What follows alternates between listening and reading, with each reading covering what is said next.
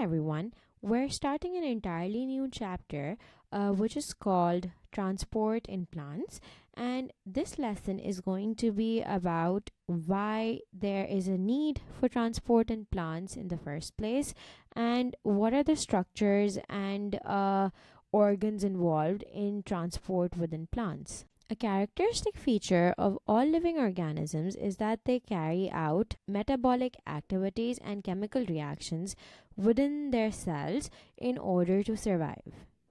And all organisms, as a result, require certain raw materials to carry out those metabolic activities or those chemical reactions, and as a result of those chemical reactions, also produce waste products along the way. When a living organism is small, let's say it's a unicellular organism, they have a large surface area to volume ratio, which means that they have a small volume and a large surface area that is in contact with their surrounding environment. So they can easily exchange substances within their cells from their external environment. Processes like simple diffusion, osmosis, and facilitated diffusion, basically processes that occur within membrane transport, are enough for these organisms to obtain what they need and also get rid of what they don't want, and so can help them survive. But this is not true for larger organisms that have a small surface area to volume ratio. Basically, what that means is that their volume increases, whereas their surface area does not increase in the same proportion. And so, diffusion alone cannot provide metabolic raw materials fast enough for these organisms.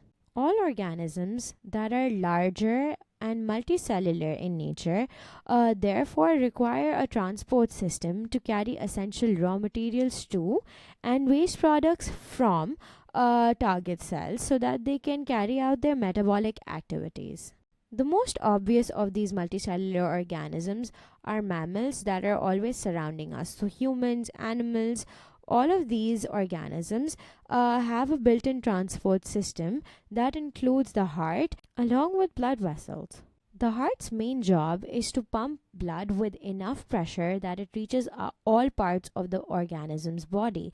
The blood is a transport medium for oxygen and carbon dioxide, and the blood vessels serve as the transport vessel that carry the blood from the heart to the rest of the body. Now, the question arises that what exactly determines the need for a transport system in an organism? Is the surface area to volume ratio enough as a factor?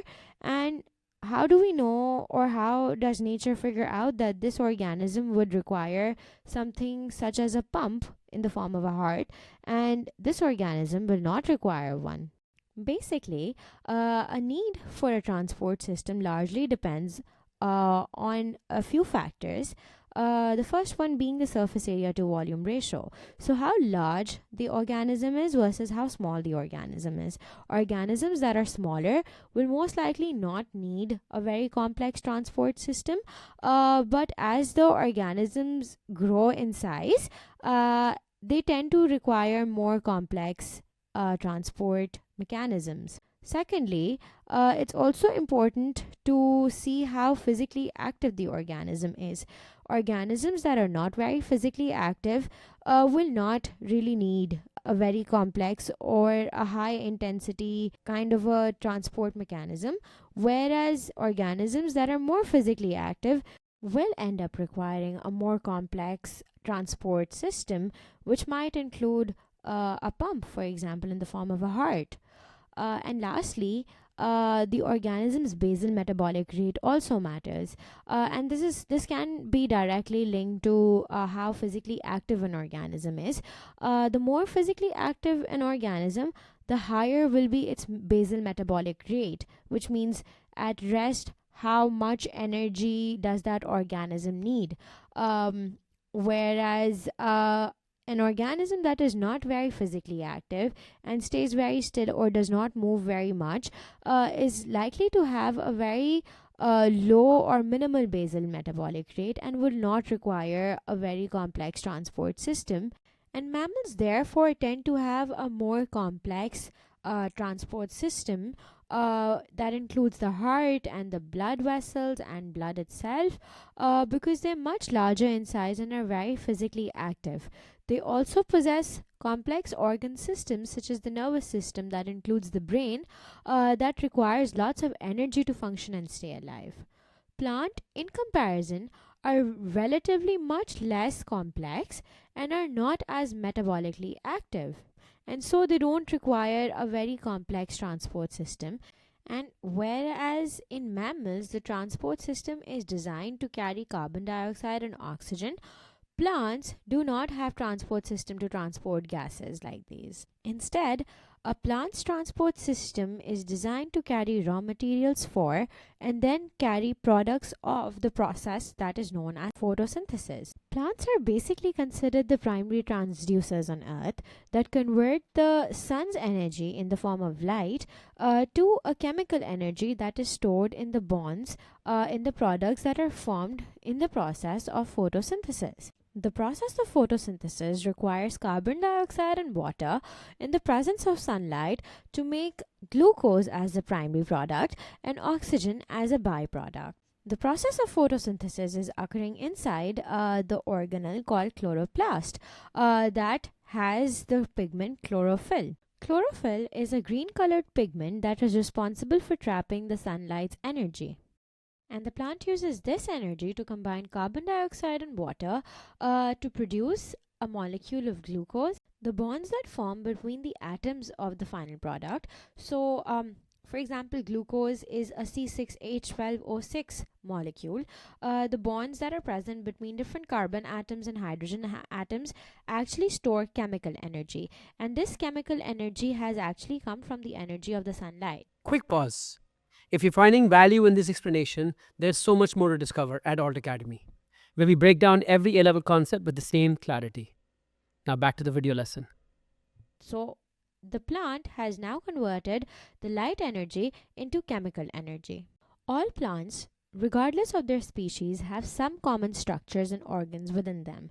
These includes the root, which basically help the plant to stay grounded within the soil, the stem, which shoots out of the ground and into the air and helps support the third major organ of the plant, the leaf, which is suspended within the air. Chloroplasts, which are the site of photosynthesis, are mostly found in the leaves, which are a wide and thin structure with a large surface area to volume ratio. This makes it easy for carbon dioxide in the air to simply diffuse inside the leaf via the stomatal opening. But carbon dioxide is just one raw material out of the two that are required for photosynthesis to occur. The second raw material, water, is although found in the surrounding air, but the amount of water in the atmosphere is always fluctuating and not sufficient for the process. In comparison to this, the soil is actually pretty saturated with water, and the amount is almost always consistent, or at least not as fluctuating as it does so within the air. The structure of the plants that are in direct contact with the soil are the roots, whereas the leaves are where the chloroplasts are, and those are actually suspended mid-air via the stem. So photosynthesis is occurring mid-air inside the leaves, where most of the chloroplasts are, whereas its raw material, the water, is located in the soil. So there must be a transport system that allows the water to move from the soil all the way to the leaves. Now this transport system must be such that it connects and runs from the root and moves through the stem and then connects to the leaves, because the transport system has to be a continuous vessel system that is running through the entire plant from the soil all the way to the roots. And the vessel that is responsible for carrying water from the soil to the leaves is called a xylem vessel. And these xylem vessels are running within the root. They are found within the root, they're found within the stem, and they're also found within the leaves. But their arrangement in all three of these structures varies significantly. But it is the same xylem vessels that are running from the root through the stem and into the leaves. Just because their arrangement is different does not mean that they are separate or different xylem vessels. Those xylem vessels are the same xylem vessels that are continuing from the roots to the leaves.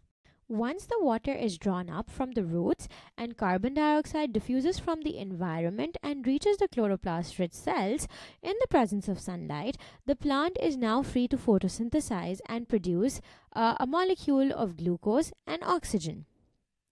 Just like carbon dioxide, oxygen can easily diffuse out of the leaves through the stomata. The oxygen produced is actually a waste product or byproduct that is produced in excessive amounts that is not needed by the plant. So the plant gets rid of those by letting it diffuse out down the concentration gradient from inside the leaf to the outside environment into the air. Glucose, on the other hand, is considered the primary product of photosynthesis, and this needs to be carried from the chloroplast-rich cells to the cells that are very metabolically active or require glucose to actually respire and produce energy.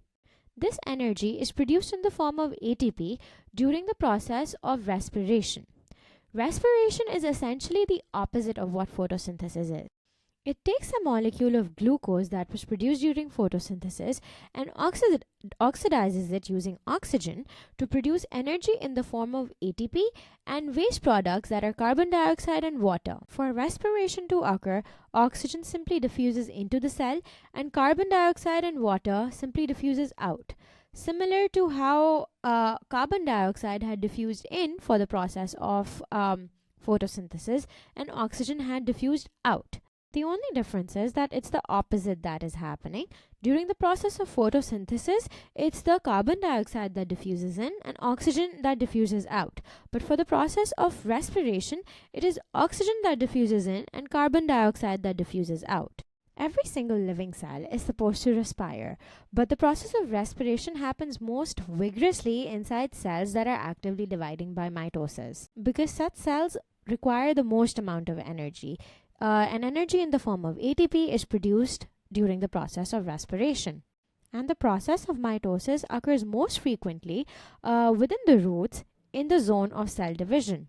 Now, of course, those cells would require glucose, which is the raw material for respiration, or they might even need glucose to combine it with nitrogen to make an amino acid out of it, or to combine it with the phosphate group to make a nucleic acid out of it, or to even take glucose and then convert it into a storage molecule such as starch within the tubers.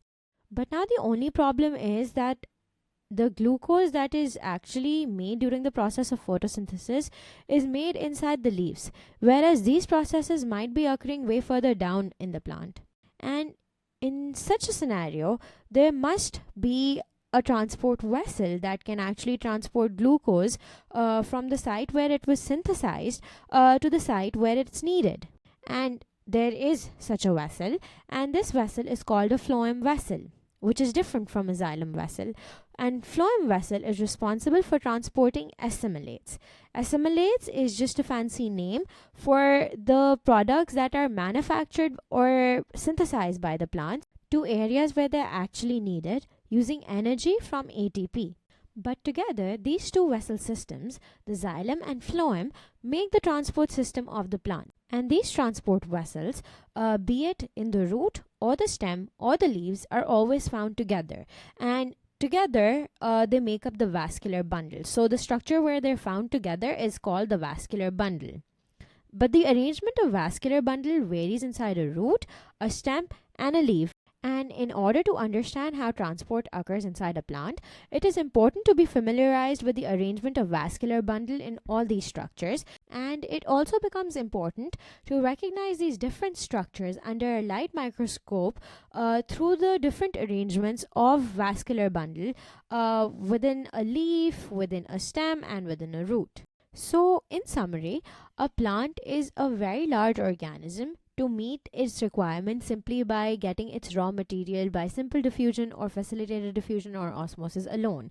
And so it does have a transport system in place. But that transport system in place is not responsible for transporting any gases, but instead is responsible for transporting water and mineral ions through the xylem vessel, and then transporting glucose or other assimilates the plant makes to areas where they're needed.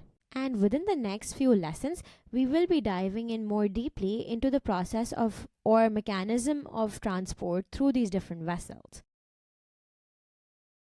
Hey there, If you found this A-level biology lesson helpful, why don't you head over to altacademy.org and sign up for our full A-level biology course. In addition to biology, you could sign up for physics, chemistry, math, or 4 other A-level subjects.